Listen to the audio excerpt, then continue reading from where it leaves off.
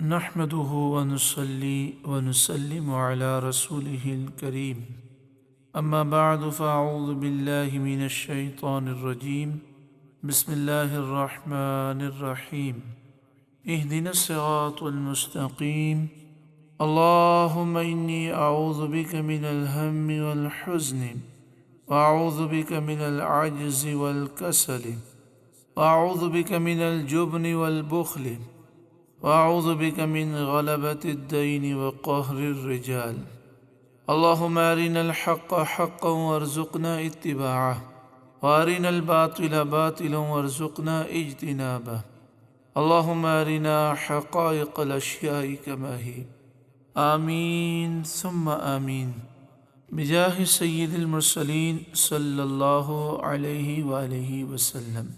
درود پاک پڑھیے۔ اللہم صلی علی سیدنا مولانا محمد بن عبد اللہ ما ضاق امر الا وفرجہ اللہ۔ اللہم صلی علی سیدنا محمد صاحب الخلق العظیم وعلی آلہ وصحبہ وسلم۔ صلاۃ و سلاما علیک یا سیدی یا سیدی یا سیدی یا مکی یا مدنی یا رحمت للعالمین یا شفیع المذنبین یا خاتم النبیین یا سید المرسلین یا نبی اللہ یا حبیب اللہ یا نور اللہ یا رسول اللہ۔ بخاری شریف کتاب الادب میں حدیث پاک ہے جس کے راوی حضرت سیدنا ابو ہریرہ رضی اللہ تعالی عنہ ہیں۔ آپ فرماتے ہیں ان رجلا قال للنبی صلی اللہ علیہ وآلہ وسلم اوصنی، ایک شخص نے نبی کریم صلی اللہ علیہ وآلہ وسلم سے عرض کی یا رسول اللہ مجھے نصیحت فرمائیے۔ قال لا تغضب، آپ نے فرمایا غصہ نہ کر۔ فردد مرارا، پھر انہوں نے بار بار یہ سوال کیا کہ یا رسول اللہ صلی اللہ علیہ وسلم مجھے نصیحت فرمائیے۔ قال لا تغضب، آپ نے فرمایا غصہ نہ کر۔ راوی حدیث کہتے ہیں ففکرت حین قال رسول اللہ صلی اللہ علیہ وسلم ما قال، جب نبی کریم صلی اللہ علیہ وآلہ وسلم نے بار بار یہ فرمایا کہ غصہ نہ کر غصہ نہ کر، تو میں نے غور و فکر کیا اور میں نے سمجھ لیا فَإِذَا الْغَضَبُ يَجْمَعُ الشَّرَّ كُلَّهُ، بے شک غصہ تمام برائیوں کی جڑ ہے، غصے میں تمام شرور جمع ہیں۔ آج ہمارا یہی موضوع ہے، تمام برائیوں کی جڑ۔ تو تمام برائیوں کی جو جڑ ہے وہ غصہ ہے۔ سورۃ الحجرات آیت نمبر 13 میں اللہ تعالیٰ نے ارشاد فرمایا ان اکرمکم عند اللہ اتقاکم، بے شک اللہ کے یہاں تم میں زیادہ عزت والا وہ ہے جو تم میں زیادہ پرہیزگار ہے۔ سورہ آل عمران آیت نمبر 133 133 اور 134 134 میں اللہ تعالیٰ نے ارشاد فرمایا اعدت للمتقین، جنت متقیوں کے لیے پرہیزگاروں کے لیے تیار کی گئی، جو اللہ سے ڈرنے والے ہیں، جو اللہ کے خوف کی وجہ سے ہر گناہ سے دور رہتے ہیں۔ الذین ينفقون فی السراء والضراء، جن متقیوں کے لیے جنت تیار کی گئی ان کی صفات کا بیان کیا گیا۔ یہ وہ لوگ ہیں جو خوشی میں، غمی میں، آسانی میں، تنگی میں اللہ کی راہ میں مال خرچ کرتے ہیں۔ والکاظمین الغیظ، اور وہ غصہ پینے والے ہیں۔ والعافین عن الناس، اور لوگوں سے درگزر کرنے والے ہیں۔ واللہ یحب المحسنین، اور اللہ نیکوکاروں کو پسند کرتا ہے اور اللہ احسان کرنے والوں کو پسند فرماتا ہے۔ اس آیت کریمہ میں غصہ پینے والوں کے لیے جنت کی بشارت ہے، اور متقین کی صفات میں یہ بیان ہوا کہ غصہ پینے والے متقی لوگ ہیں۔ یہاں پر پہلے غصہ پینے کا ذکر ہے، پھر معاف کرنے کا ذکر ہے۔ والکاظمین الغیظ والعافین عن الناس، اور غصہ پینے والے اور لوگوں سے درگزر کرنے والے۔ تو ہمیں چاہیے کہ ہم غصہ پئیں اور لوگوں کو معاف کر دیں۔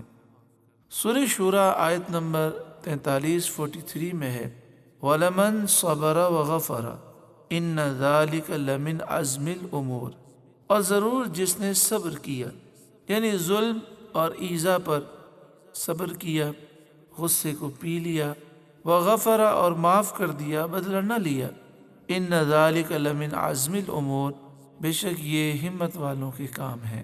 سورہ شورى آیت نمبر 36 اور 37 میں اللہ تعالیٰ نے ارشاد فرمایا فما اوتیتم من شیء فمتاع الحیات الدنیا، تمہیں جو کچھ بھی دیا گیا وہ دنیا کی زندگی کا سامان ہے، وما عند اللہ خیر وابقی، اور جو اللہ کے پاس نعمتیں ہیں جنت میں وہ بہتر ہیں، ہمیشہ رہنے والی ہیں۔ للذین آمنوا، یہ نعمتیں، یہ جنت کی بہاریں ان لوگوں کے لیے ہیں جو ایمان لائے۔ وعلی ربہم یتوکلون، اور وہ اپنے رب پر بھروسہ کرتے ہیں۔ والذین یجتنبون کبائر الاثم والفواحش، اور وہ کبیرہ گناہوں سے اپنے آپ کو بچاتے ہیں اور بے حیائی سے اپنے آپ کو دور رکھتے ہیں۔ وَإِذَا مَا غَضِبُوا هُمْ يَغْفِرُونَ، اور جب انہیں غصہ آتا ہے تو وہ معاف کر دیتے ہیں۔ اس آیت کریمہ میں بھی جنت کی بہاریں ایمان والوں کے لیے ہیں جو اللہ پر توکل کرنے والے ہیں، کبیرہ گناہوں سے اور بے حیائی سے بچنے والے ہیں اور غصے کو کنٹرول کرنے والے ہیں۔ تو ان آیات سے معلوم ہوا کہ غصہ پینا، کنٹرول کرنا، یہ کس قدر باعث ثواب ہے، بلکہ احادیث طیبہ میں اور قرآن مجید فرقان حمید کی روشنی میں یہ معیار مقرر ہوا کہ غصہ پینے والا ایک باہمت شخص ہوتا ہے، باوقار ہوتا ہے، باحوصلہ ہوتا ہے، اور جو غصہ نہ پی سکے وہ کمزور ہوتا ہے۔ بخاری شریف کتاب الادب میں ہے، حضرت ابو ہریرہ رضی اللہ تعالیٰ عنہ راوی ہیں، ان نبی صلی اللہ علیہ وسلم قال، بے شک نبی کریم صلی اللہ علیہ وآلہ وسلم نے ارشاد فرمایا لیس الشدید بالسرعۃ انما الشدید الذی یملک نفسہ عند الغضب، پہلوان وہ نہیں ہے جو کسی کو پچھاڑ دے، بلکہ پہلوان وہ ہے جو غصے کے وقت اپنے نفس پر کنٹرول کر سکے، غصے کے وقت اپنے آپ کو قابو رکھ سکے، کیونکہ غصے کے وقت اپنے آپ کو قابو رکھنا بہت مشکل کام ہے۔ السرعۃ کل السرعۃ، السرعۃ کل السرعۃ، السرعۃ کل السرعۃ، یعنی حدیث پاک میں بیان کیا جا رہا ہے کہ سب سے بڑا بہادر کون ہے، باہمت کون ہے، باوقار کون ہے؟ الرجل الذی یغضب فیشتد غضبہ، ایک شخص کہ جسے غصہ آئے اور شدید غصہ آئے، وَيَحْمَرُّ وَجْهُهُ، اور اس کا چہرہ سرخ ہو جائے، وَيَقْشَعِرُّ جِلْدُهُ، اور اس کے رونگٹے کھڑے ہو جائیں، فَيَسْرَعُ غَضَبَهُ، پھر وہ اپنے غصے کو پچھاڑ دے، غصے کو قابو کر لے، تو وہ سب سے زیادہ بہادر ہے، باہمت شخص ہے۔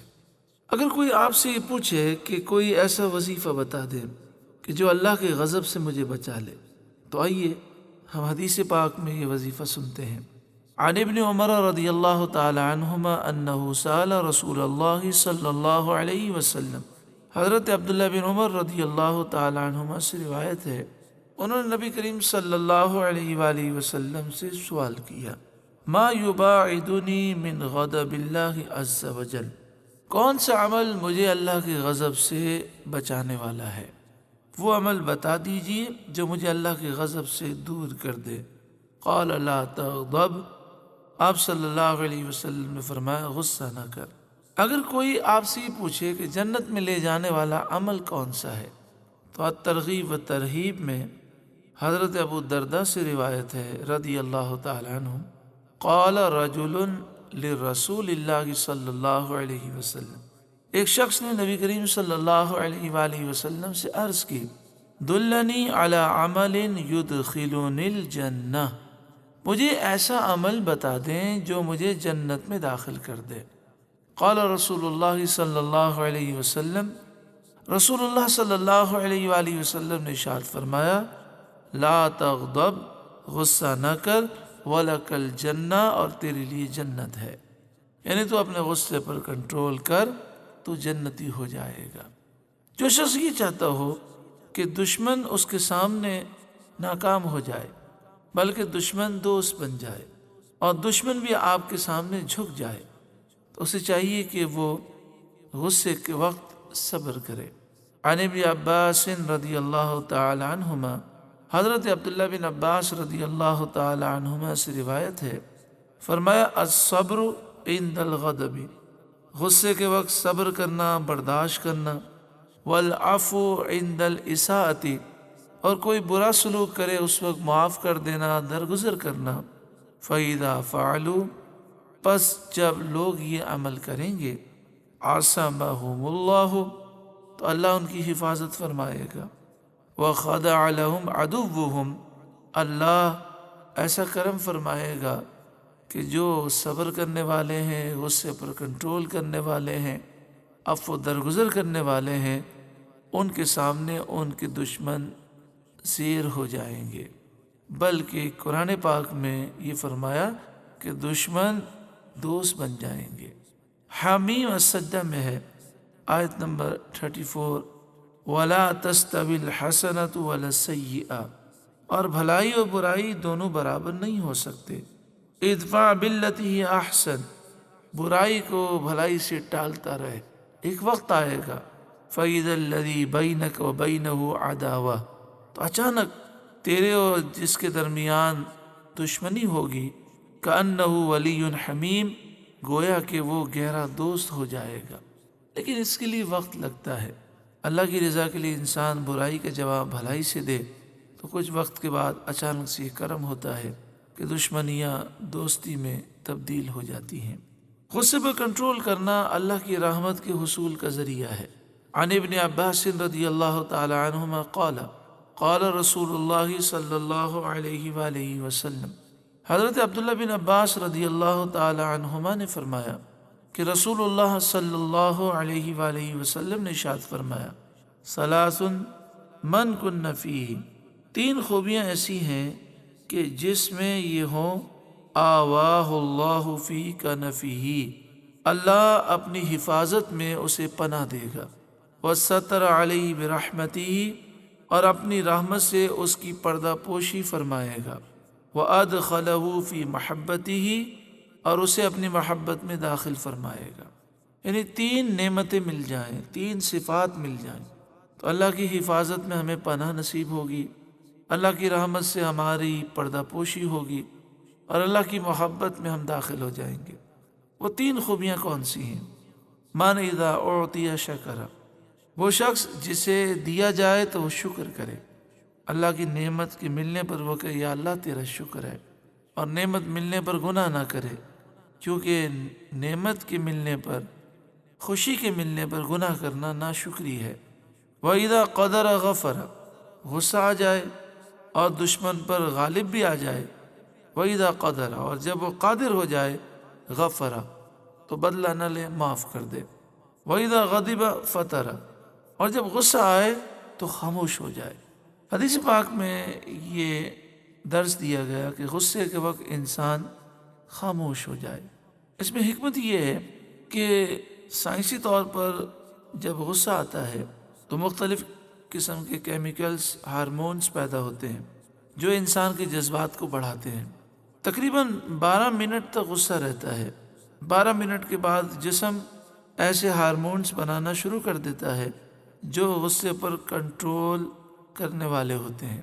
تو اگر چند منٹ کے لیے انسان خاموش ہو جائے تو انشاءاللہ تعالی غصے کی کیفیت پر قابو پانا آسان ہو جائے گا۔ اس لیے ہمیں یہ حکم ہے جب غصہ آئے انسان خاموش ہو جائے، اگر وہ چل رہا ہے تو رک جائے، رکا ہوا ہے کھڑا ہے تو بیٹھ جائے، بیٹھا ہے تو لیٹ جائے، لیٹا ہے تو زمین سے چپک جائے، وضو کر لے، غسل کر لے، کلی کر لے، ناک میں پانی چڑھا لے۔ اس طرح کے چند معاملات ہیں اس کے کرنے سے غصے پر کنٹرول ہو جاتا ہے۔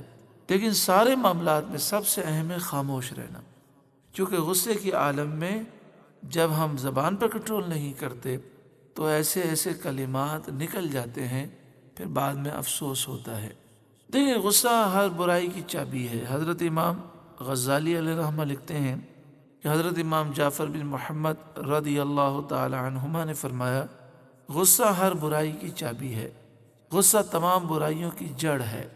غصے میں بس اوقات انسان نعوذ باللہ من ذالک کلمہ کفر بک دیتا ہے، بیت بھی کر دیتا ہے، طلاق دے دیتا ہے، مار دھار کرتا ہے، قتل و غارت گری ہوتی ہے، بغض، عداوت، حسد، کینہ، جھوٹ، غیبت، چغلی، یہ سارے غصے کی وجہ سے پیدا ہوتے ہیں۔ کاروبار میں غصے کی وجہ سے نقصان کر دیتا ہے انسان، گھریلو سکون برباد ہو جاتا ہے۔ جو والدین بہت زیادہ بیجا غصہ کرتے ہیں، اولاد ان سے بیزار ہو جاتی ہے، قریبی ساتھی اور ہمدرد دور ہو جاتے ہیں۔ حدیث پاک میں ہے، الغضب یفسد الایمان، غصہ ایمان ایسے برباد کرتا ہے، خراب کر دیتا ہے، کما یفسد الصبر العسل، جیسے ایلوا شہد کو خراب کر دیتا ہے۔ اگر ایلوا شہد میں ڈال دیا جائے تو پورا خراب ہو جاتا ہے۔ تو ایسی غصہ انسان کے ایمان کے لیے نقصان دہ۔ اکثر طلاقیں غصے کی وجہ سے ہوتی ہیں، پھر روتے ہیں، افسوس کرتے ہیں۔ لیکن یہاں پر یہ غلط فہمی دور ہو جانی چاہیے کہ غصہ فی نفسی حرام نہیں ہے، بلکہ غصے کو کنٹرول کر کے شریعت کے دائرے میں اس کو لانا ہے۔ غصے کو ختم کرنا بھی مقصود نہیں ہے، کیونکہ غصہ بس اوقات انسان کے لیے ضروری ہے۔ مثلا میدان جہاد میں کافروں سے جہاد کرنے کے لیے غصہ ضروری ہے۔ جب غصے کی کیفیت پیدا ہوتی ہے اسلام دشمن عناصر پر، تو غصہ جسم کے اندر ایک قوت پیدا کرتا ہے۔ تو غصے کو ختم کرنا مقصود نہیں، بلکہ غصے کو قابو میں رکھنا مقصود ہے۔ جیسے کسی کے پاس شیر ہو تو شیر کو مارنا مقصود نہیں ہے، بلکہ شیر پر کنٹرول کرنا ہے تاکہ جب ضرورت پڑے ہم اس کا استعمال کریں۔ غصے کو مہذب بنانا مقصود ہے، غصے کو عقل کا تابع دار اور شریعت کا تابع دار بنانا مقصود ہے۔ جیسے آگ ہے یا ہتھیار ہے تو اسے ختم کرنا مقصود نہیں ہوتا، کنٹرول میں کرنا ہوتا ہے کہ اس کا غلط استعمال نہ ہو۔ غصے کے جوش کے وقت ہمیں چاہیے کہ ضبط سے کام لیں اور اس کو پی جائیں، اور غصے کا اظہار جہاں ضروری ہے وہاں اظہار کریں، مگر شریعت کے دائرے میں رہ کر۔ تو یہ جو غلط فہمی ہے کہ غصہ ہر حال میں حرام ہے، ایسا نہیں ہے۔ سورہ اعراف آیت نمبر 150 میں ہے، وَلَمَّا رَجَعَ مُوسَىٰ إِلَىٰ قَوْمِهِ غَضْبَانَ أَسِفًا، جب موسیٰ علیہ السلام اپنی قوم کی طرف واپس پلٹے تو اس حال میں آئے، غضبانہ، آپ انتہائی جلال میں تھے، جس کا عرف میں ترجمہ یہ ہوتا ہے غضب میں تھے، غصے میں تھے، اسفاً، اور انتہائی افسوس کر رہے تھے۔ آپ کو دکھ تھا اس بات کا کہ آپ کو طور پر توریت لینے کے لیے گئے اور پیچھے سے قوم کی اکثریت نے بچھڑے کو معبود سمجھ لیا اور پوجا کرنے لگے اور وہ مشرک ہو کر مرتد ہو گئے۔ تو اس نقصان پر آپ کو افسوس تھا اور جلال بھی تھا۔ کئی حدیثوں میں ہے کہ غضب رسول اللہ صلی اللہ علیہ وسلم، رسول اللہ صلی اللہ علیہ وسلم نے جلال فرمایا۔ تو بعض مواقع ایسے ہیں کہ جس میں انسان کو غصہ آنا چاہیے، جب دین کا نقصان ہو، جب شریعت کی نافرمانی ہو تو غصہ آنا چاہیے، اور پھر غصے کا اظہار شریعت کے دائرے میں ہونا چاہیے۔ حضرت عائشہ صدیقہ رضی اللہ تعالی عنہا فرماتی ہیں، میں نے ایسا کبھی نہیں دیکھا کہ حضور صلی اللہ علیہ وسلم نے اپنی ذات کے لیے کسی پر غصہ کیا ہو، لیکن جب کوئی شخص اللہ کی نافرمانی کرتا تو حضور صلی اللہ علیہ وسلم اس سے ناراض ہوتے تھے۔ معلوم یہ ہوا کہ اپنی ذات کے لیے، ذاتی معاملات کے لیے غصہ نہ کریں، اور اگر غصہ آ جائے تو برداشت کریں، صبر کریں، معاف کر دیں، یہ فضیلت ہے۔ عام طور پر گھروں میں جو لڑائیاں ہوتی ہیں، اس لڑائیوں کا سبب یہی ہے کہ ذاتی معاملات، کپڑے استری نہیں ہوئے، کپڑے نہیں دھلے، کھانا نہیں پکا، چھوٹی چھوٹی باتوں میں۔ حالانکہ ہونا یہ چاہیے کہ گھر والے جب نماز نہ پڑھیں، دین کی وہ نافرمانی کریں، شریعت کی نافرمانی کریں، تو اس وقت انسان کو غصہ آنا چاہیے اور شریعت کے دائرے میں رہ کر وہ اس کا اظہار بھی کرے۔ حضرت عبداللہ بن عمرو بن عاص رضی اللہ تعالی عنہما آپ فرماتے ہیں کہ جو بھی سرکار دو عالم صلی اللہ علیہ وسلم بات ارشاد فرماتے میں لکھ لیتا۔ تو کسی نے مجھے کہا کہ آپ حضور کا ہر فرمان لکھ لیتے ہیں، کبھی کبھی حضور جلال میں ہوتے ہیں، تو حضرت عبداللہ بن عمرو بن عاص رضی اللہ تعالی عنہما نے نبی کریم صلی اللہ علیہ وآلہ وسلم کی بارگاہ میں عرض کی کہ میں آپ کی ہر بات لکھ لیتا ہوں۔ بعض لوگ مجھے کہتے ہیں کہ حضور کبھی غصے میں ہوتے ہیں، جلال میں ہوتے ہیں، تو ہر بات مت لکھا کرو۔ تو نبی کریم صلی اللہ علیہ وآلہ وسلم نے فرمایا کہ میرا جلال اللہ کے لیے ہوتا ہے، اور جلال میں بھی میں حق بات ہی کہتا ہوں۔ سورہ نجم آیت نمبر 3 اور 4 میں ارشاد ہے وَمَا يَنطِقُ عَنِ الْهَوَىٰ إِنْ هُوَ إِلَّا وَحْيٌ يُوحَىٰ، اور یہ محبوب اپنے نفس کی خواہش سے کوئی بات نہیں کہتے، یہ تو صرف و صرف وہی ہے جو انہیں کی جاتی ہے۔ تو حضور کی کلمات حضور کی زبان مبارک سے حق بات ہی جاری ہوتی ہے۔ سورہ تحریم آیت نمبر 9 میں ارشاد ہے یا ایھا النبی جاہد الکفار والمنافقین، اے نبی اے غیب کی خبریں دینے والے، کفار سے اور منافقوں سے جہاد کریں، واغلظ علیہم، اور ان پر سختی کریں۔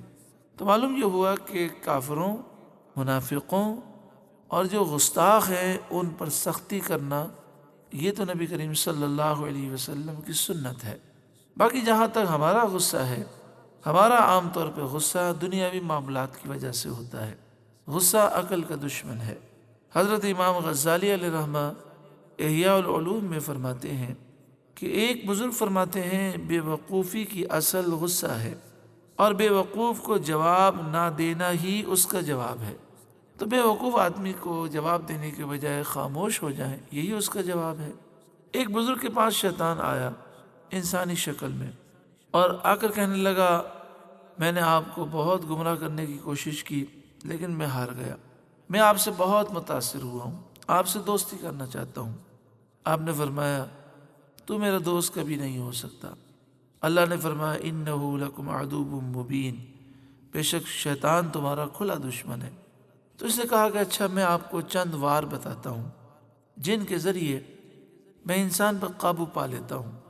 تو اس نے ایک وار یہ بتایا کہ عقل کا جو دشمن ہے وہ غصہ ہے، میں انسان کو غصے میں مبتلا کر کے اسے اندھا کر دیتا ہوں۔ جب انسان غصے میں آتا ہے تو میں اس کے وجود میں چھلانگ لگا لیتا ہوں، اور پھر اس طرح میں اس پر کنٹرول پا لیتا ہوں، قابو پا لیتا ہوں، جیسے بچے گیند پر قابو پا لیتے ہیں۔ پھر جس طرح بچے گیند سے کھیلتے ہیں میں اس سے کھیلتا ہوں۔ حضرت امام غزالی علیہ رحمہ فرماتے ہیں غصہ اس آگ کی مانند ہے جو دل میں بھڑکتی ہے، اس کا دھواں دماغ تک پہنچتا ہے، اور عقل کی جگہ کو وہ دھواں تاریک کر دیتا ہے کہ عقل کو کوئی اچھی بات نہ سوچ سکے۔ اس کی مثال یہ ہے کہ غار میں اتنا دھواں ہو جائے کہ اس کے اندر کوئی جگہ نظر نہ آئے۔ یعنی غصہ ایک آگ ہے، اس سے دھواں اٹھتا ہے اور دماغ بالکل کالا ہو جاتا ہے۔ پھر غصے کی شدت کے وقت انسان یہ نہیں سمجھ پاتا کہ یہ بات اچھی ہے کہ بری ہے۔ پھر غصے میں وہ ایسے فیصلے کر لیتا ہے جس پر پھر ساری زندگی افسوس ہوتا ہے۔ انسان کمزور ہے، غصہ کرنے والے کو سوچنا چاہیے کہ جس بات پر وہ غصہ کر رہا ہے، کسی کی بات پہ ناراض ہو کر غصہ کر رہا ہے، مثلا ہم سب سوچیں کہ ہم جس شخص پر غصہ کر رہے ہیں اس کے مالک تو نہیں ہیں، ہم نے اسے پیدا بھی نہیں کیا، ہم اسے روزی بھی نہیں دیتے، اس کو زندگی اور حیات ہم نے نہیں دی، پھر بھی ہم اتنا ناراض ہو رہے ہیں، غصہ کر رہے ہیں، حالانکہ ہم ہر طرح سے اللہ کے محکوم ہیں، مملوک ہیں، بندے ہیں، احسان مند ہیں۔ اللہ نے ہمیں زندگی دی، روزی دی، ہر نعمت اس نے دی، پھر بھی ہم ہزاروں گناہ دن رات کرتے ہیں۔ وہ مالک حقیقی ہے، وہ قادر ہے، اس کے باوجود وہ حلم فرماتا ہے، کرم فرماتا ہے۔ اگر ایک قصور پر بھی وہ سزا دے دے تو ہم تباہ و برباد ہو جائیں۔ سوچنا چاہیے کہ ہمیں کسی کی بات پر اتنا برا کیوں لگتا ہے۔ اللہ تعالیٰ کریم ہے، حلم فرمانے والا ہے، وہ رب ہو کر حلم فرماتا ہے، تو ہمیں بندے کو برداشت کرنا چاہیے، بندے کی غلطیوں سے درگزر کرنا چاہیے، حالانکہ ہمارا کسی پر کوئی حق نہیں ہے۔ پھر یہ حالت ہے کہ ذرا سی طبیعت کے خلاف حرکت ہو جائے تو ہم غصے سے باہر ہو جاتے ہیں۔ قرآن و حدیث کے مطابق غصے کے نقصان ہے، اور 1400 سال پہلے ہمارے آقا و مولا صلی اللہ علیہ وآلہ وسلم نے ہمیں نقصانات سے خبردار کیا۔ آج میڈیکل سائنس بھی اس کو تسلیم کرتی ہے۔ سائنس کے مطابق غصے کا جو اثر ہے وہ ہیومن سینس پر اور وزڈم پر ہوتا ہے، یعنی انسان کی سوچنے سمجھنے کی صلاحیتیں تباہ ہو جاتی ہیں۔ غصے میں جب انسان بے قابو ہوتا ہے اور بار بار یہ کیفیت ہوتی ہے تو پھر فیصلہ کرنے کی قوت اور تھنکنگ پاور اس کی تباہ ہو جاتی ہے۔ بار بار غصے میں بے قابو ہونے سے اسٹریس پیدا ہوتا ہے، اور اس سے خون میں خاص قسم کے ایسڈز پیدا ہوتے ہیں، کولیسٹرول کی مقدار اور چربی کی مقدار بڑھ جاتی ہے، پھر خون کی رگوں میں رکاوٹ پیدا ہوتی ہے، اس سے ہائی بلڈ پریشر کی بیماری ہوتی ہے۔ گردوں کے اوپر خون کی رگ کے پاس ہارمونز تیزی سے نکلتے ہیں، جس سے دل کی دھڑکن بڑھ جاتی ہے۔ آپ نے دیکھا ہوگا غصے میں انسان کے دل کی دھڑکن تیز ہو جاتی ہے۔ پھر ایک وقت آتا ہے جب غصہ شدت اختیار کر جائے تو جسم بے قابو ہونے لگتا ہے، سانس پھولنے لگتی ہے، چہرہ لال ہو جاتا ہے، اور منہ سے بسا اوقات جھاگ نکلنے لگتے ہیں۔ یعنی گویا کہ غصے کے بہت برے اثرات ہوتے ہیں، نفسیاتی بھی اور جسمانی بھی۔ غصے کی بار بار شدت سے جوڑوں کا درد ہوتا ہے، پٹھوں کا درد ہوتا ہے، گھٹنوں میں درد ہوتا ہے، اور اسکن پرابلمس بھی پیدا ہوتے ہیں، یعنی آپ کی جو کھال ہے، اسکن ہے، وہ متاثر ہوتی ہے، کیونکہ بار بار خون کا دورانیہ تیز ہو جاتا ہے، جس سے اسکن بھی متاثر ہوتی ہے۔ پھر بار بار غصے سے چہرہ بھی عجیب و غریب بن جاتا ہے، جنسی مسائل بھی پیدا ہوتے ہیں، پیٹ کی خرابی بھی ہوتی ہے، بد ہضمی بھی ہوتی ہے۔ پھر انسان کی بار بار غصہ کرنے سے کیفیت ایسی ہو جاتی ہے کہ پھر اس کا گزارا دوائیوں پر ہوتا ہے۔ غصے کی شدت، جو غصہ شدید کرنے کے عادی ہیں ان میں السر کا بھی امکان ہے، ہارٹ اٹیک کا بھی امکان بڑھ جاتا ہے۔ غصے میں جو سب سے بڑا معاملہ ہے وہ یہ ہے کہ غصہ آتا کیوں ہے؟ تو آنے کی وجہ یہ ہوتی ہے کہ شیطان دماغ میں یہ بات ڈال دیتا ہے کہ شدید غصے کا اظہار یہ بہادری کی علامت ہے، جرت اور ہمت کی علامت ہے، یہ جواں مردی ہے۔ حالانکہ غصے کی شدت جو ہے یہ کمزور اعصاب کی علامت ہے۔ اگر غصہ جواں مردی کی علامت اور نشانی ہوتا تو عورتوں کو غصہ نہ آتا، بچوں کو نہ آتا، بوڑھوں کو نہ آتا، بیمار کو نہ آتا۔ حالانکہ آپ دیکھیں عورتیں، بچے، بوڑھے، بیمار جلدی غصے میں آ جاتے ہیں۔ تو جلدی غصہ آ جانا یہ اعصاب کی کمزوری کی علامت ہے، یہ جواں مردی نہیں ہے۔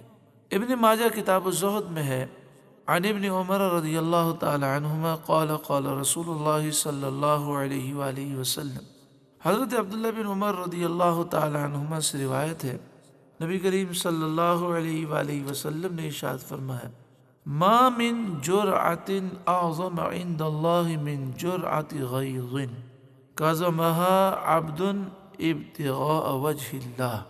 تمام گھونٹوں میں سے اللہ کے نزدیک سب سے عظیم اور پیارا گھونٹ غصے کا گھونٹ ہے، جو اللہ کا بندہ اللہ کی رضا کے لیے پی لیتا ہے۔ یعنی غصہ آئے اور اس وقت اللہ کی رضا کے لیے غصہ پی لے، یہ اللہ کو سب سے زیادہ محبوب ہے۔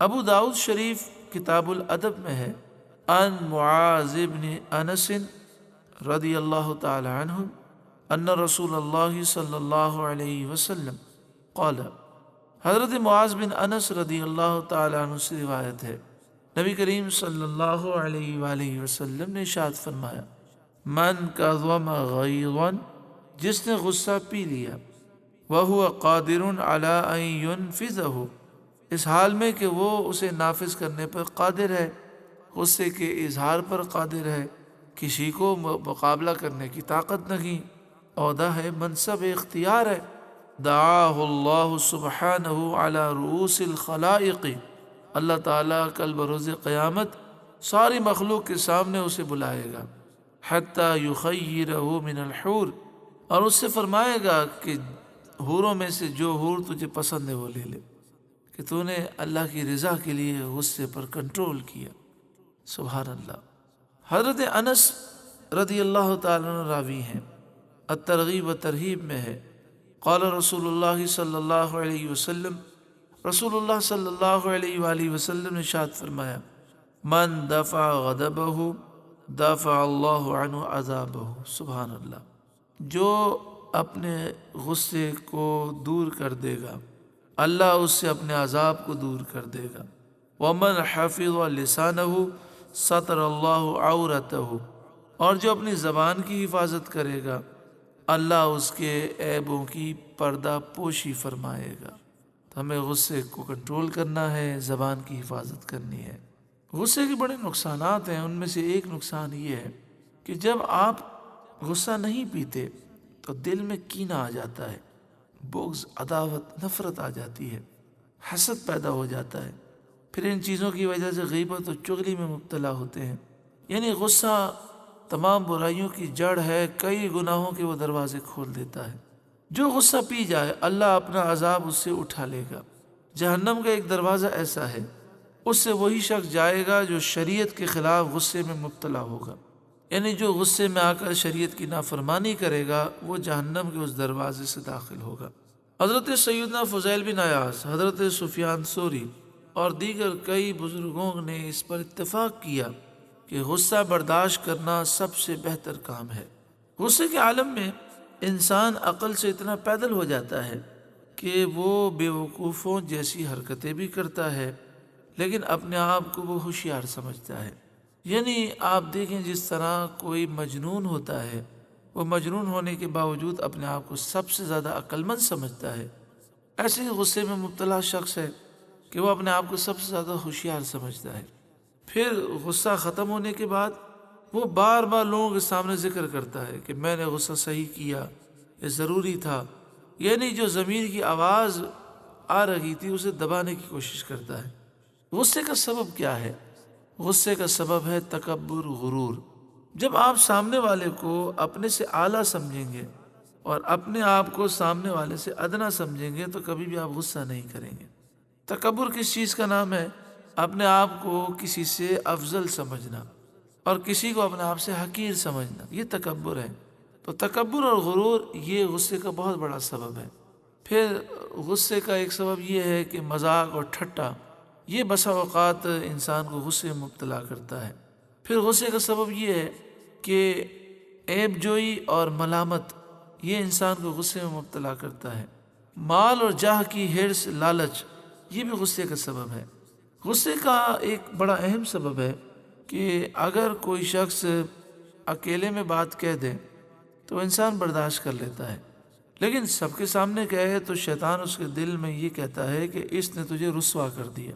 مثلا بیوی کوئی بات کہہ دے، بچے کوئی بات کہہ دیں، انسان کو غصہ آ جاتا ہے کہ سب کے سامنے مجھے یہ بات کہہ دی، تو وہ رسوائی کے خیال کی وجہ سے وہ پھر غصہ کرتا ہے، حالانکہ وہ سوچتا نہیں ہے کہ غصے میں جب وہ بے قابو ہوتا ہے تو مزید وہ رسوا ہو جاتا ہے، اور اگر صبر کر لے، برداشت کر لے تو اللہ تعالیٰ اسے بلندی عطا فرمائے گا۔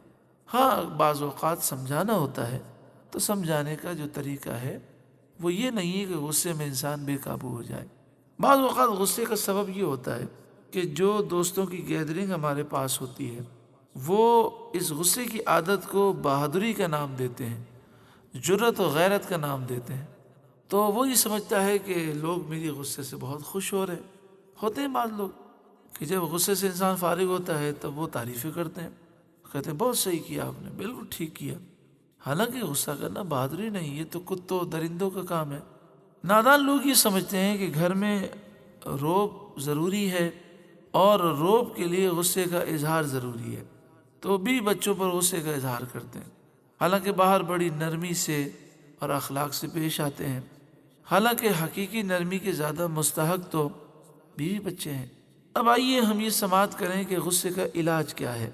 حضرت امام غزالی علیہ رحمہ فرماتے ہیں غصے کو قابو میں کرنا اور غصے کا علاج کرنا یہ فرض ہے، کیونکہ اکثر لوگ غصے ہی کی وجہ سے جہنم میں جائیں گے، کیونکہ غصے میں اگر کلمہ کفر کہہ دیا، غصے میں کسی مسلمان کا دل توڑ دیا، کسی کو مار دیا، تکلیف پہنچائی، تو یہ سارے معاملات اور بہت سے گناہ ایسے ہیں جو غصے کی وجہ سے ہوتے ہیں، یہ جہنم میں لے جائیں گے، تو لہٰذا غصے کو قابو کرنا اور اس کا علاج کرنا فرض ہے۔ غصے کا ایک علاج یہ ہے کہ یہ تصور قائم کر لے کہ اگر میں غصے میں بے قابو ہو گیا تو کل بروز قیامت اللہ تعالیٰ ہو سکتا ہے مجھ پر جلال فرمائے، تو یہ تصور اسے انشاءاللہ غصے سے دور کر دے گا۔ یہ تصور قائم کر لے اپنے ملازمین، اپنے ماتحت پر جو مجھے قدرت حاصل ہے، اس سے زیادہ قدرت اللہ کو حاصل ہے۔ اگر میں نے اس بات پر اتنی سختی سے گرفت کی، ایسا نہ ہو کہ میرا رب میری گرفت فرما لے۔ قرآن پاک، احادیث طیبہ اور میڈیکل سائنس کی روشنی میں بار بار غصے کے نقصانات کو وہ دہرائے اور اپنی اس عادت کو برا سمجھے۔ غصہ ہو جائے تو اپنی ضمیر کی آواز کو بلند کرے اور یہ مان لے کہ میں نے غلط کیا، پھر سوچے کہ غصہ کرنے کے بجائے مجھے اس کا حل کیا نکالنا چاہیے تھا، تو وہ بار بار اپنی اس برائی کو یاد کرے گا، اپنے آپ کو ملامت کرے گا، تو انشاءاللہ تعالی غصے کی عادت نکل جائے گی۔ بعض نادان لوگ ایسے بھی ہوتے ہیں جو غصے کے ناجائز اظہار کو عیب ہی نہیں تسلیم کرتے، تو ایسوں کا علاج کبھی نہیں ہو سکتا۔ تو اپنی اس غلطی کو عیب ضرور تصور کریں۔ غصہ اصل میں عقل کا دشمن ہے، تو بسا اوقات نقصان عقل کا اتنا ہو جاتا ہے کہ انسان اپنے عیب کو عیب ہی نہیں سمجھتا۔ جب انسان اپنی غلطی تسلیم کر لیتا ہے تو رحمت برستی ہے اس پر، اور پھر اللہ تعالیٰ اسے توبہ کی توفیق عطا فرماتا ہے۔ ابو داؤد شریف کتاب الادب میں ایک حدیث پاک ہے، غصے میں انسان کو چاہیے کہ اپنی حالت بدل لے، یعنی چل رہا ہے تو رک جائے، کھڑا ہے تو فلیجلس بیٹھ جائے، بیٹھا ہے تو لیٹ جائے، لیٹا ہے تو زمین سے چپک جائے، وضو کر لے، بہت شدید غصہ ہو تو غسل کر لے۔ حضرت عمر رضی اللہ تعالیٰ عنہ کا ایک قول ہے کہ ناک میں پانی چڑھانے سے بھی غصہ دور ہوگا۔ شدید غصہ ہو تو مٹی پر، خاک پر سجدہ کرے اور رخسار گال مٹی پر رکھے یا پھر مٹی پر لیٹ جائے۔ ایک بزرگ پانی بھرنے کے لیے ایک حوض پر موجود تھے، رش بہت زیادہ تھا، لوگوں نے اتنی جلد بازی کی کہ حوض ٹوٹ گیا، تو بزرگ حوض کے کنارے ہی مٹی پر لیٹ گئے اور لوٹ پوٹ ہونے لگے۔ تو کسی نے کہا یہ کیا کر رہے ہیں؟ آپ نے کہا مجھے شدید غصہ آیا تو میں زمین پر لیٹ گیا اور مٹی سے اپنے آپ کو مس کیا تاکہ میرا غصہ اتر جائے۔ جب کوئی آپ پر جھوٹے الزام لگائے تو پریشان نہ ہو، بلکہ تصور کریں کہ یہ جو مجھ پر الزامات لگا رہا ہے فرشتہ جواب دے رہا ہے۔ ابو داؤد شریف کتاب الادب میں ہے کہ نبی کریم صلی اللہ علیہ وآلہ وسلم جلوہ افروز تھے، ایک شخص آیا اور اس نے حضرت صدیق اکبر رضی اللہ تعالیٰ عنہ کو برا کہنا شروع کیا۔ آپ خاموش رہے، پھر جب آپ نے اس کی گفتگو کا جواب دیا تو نبی کریم صلی اللہ علیہ وآلہ وسلم اٹھ گئے مجلس سے اور تشریف لے گئے۔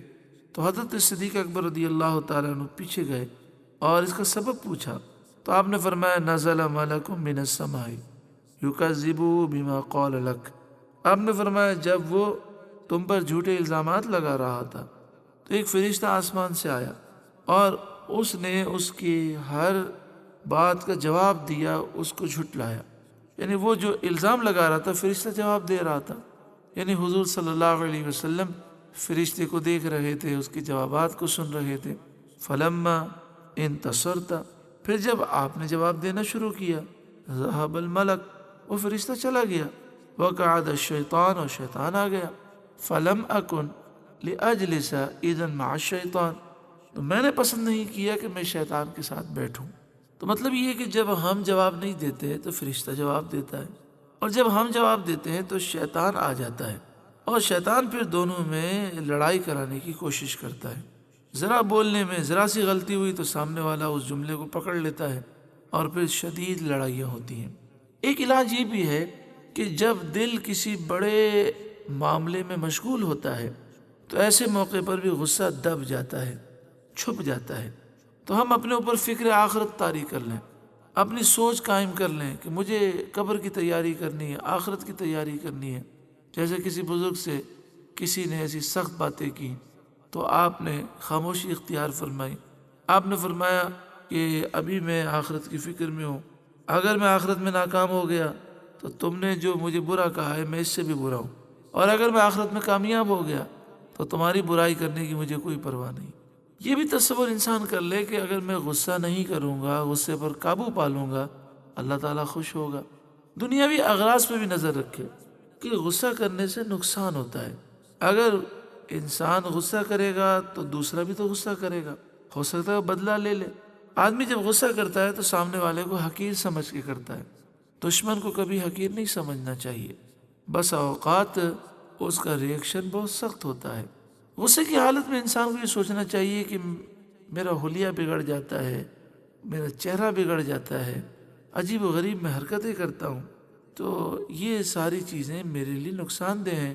مجھے اللہ کی رضا کے لیے غصے پر کنٹرول کرنا ہے، معاف کرنا ہے۔ آخر میں یہ عرض ہے کہ غصے کا ایک سبب یہ بھی ہوتا ہے کہ شیطان دل میں یہ بات ڈالتا ہے کہ دیکھ اگر تو نے غصہ نہیں کیا تو لوگ تجھے کمزور سمجھیں گے۔ تو اس کو جواب دیں کہ مجھے لوگ کمزور نہیں سمجھیں گے۔ جب میں اللہ کی رضا کے لیے غصے پر کنٹرول کروں گا تو اللہ مجھے طاقت اور بلندی عطا فرمائے گا۔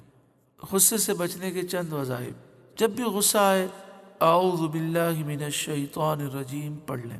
نبی کریم صلی اللہ علیہ وآلہ وسلم نے ایک شخص کو دیکھا جو انتہائی غصے میں تھا۔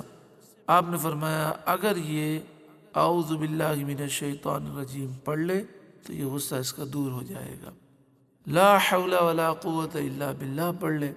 وضو کرتے وقت یا قادرو کا ورد کرے تو انشاءاللہ غصے پر کنٹرول ہو جائے گا۔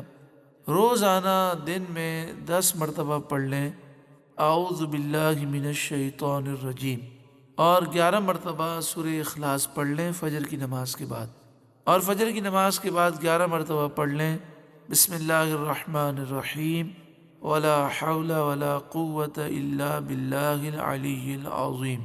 جب غصہ آئے اور کنٹرول نہیں ہو رہا تو غصے کے وقت یا ودود 11 بار پڑھیں اور پانی پہ دم کر کے پانی پی لیں۔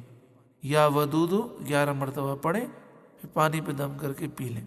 اسی طرح جن لوگوں کو غصے کی بہت عادت ہے وہ اس عادت کو بدلنا چاہتے ہیں تو 40 دن کا عمل ہے، فجر کی نماز کے بعد پانی پر 41 بار 41 بار یا ودود پڑھ کر نہار منہ وہ پانی دم کر کے پی لیں، تو انشاءاللہ تعالی 40 دن کی عمل سے کرم یہ ہوگا کہ غصے کی بیجا غصے کی عادت نکل جائے گی۔ خلاصہ یہ کہ غصے میں مبتلا ہو جانا، بے قابو ہو جانا، یہ شیطان کا کامیاب وار ہے۔ ہمیں شیطان کو ناکام کرنا ہے، روحانی محافل میں شرکت کرنی چاہیے۔ غصے کا ایک سبب دل کی بے چینی ہے۔ جب روح اللہ کا ذکر نہیں کرے گی تو بے چین ہوگی، چڑچڑاپن پیدا ہوگا۔ اچھے ماحول کی ضرورت ہے، علم دین کی ضرورت ہے۔ اور آخر میں عرض کروں گا کہ نور قرآن نشست میں شرکت کریں۔ ہر جمعے کو بہار شریعت مسجد میں رات 10 بجے سے لے کر 11:30 بجے تک نور قرآن نشست ہوتی ہے۔ خواتین کے لیے پردے کے ساتھ اہتمام ہے، تو آپ سے گزارش ہے کہ اس نشست میں شرکت کریں۔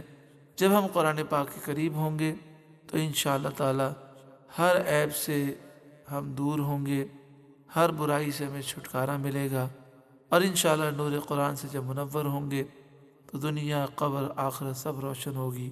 اللہ تعالی مجھے اور آپ سب کو ان اچھی باتوں پر عمل کرنے کی توفیق عطا فرمائے، آمین، بجاہ سید المرسلین صلی اللہ علیہ وآلہ وسلم۔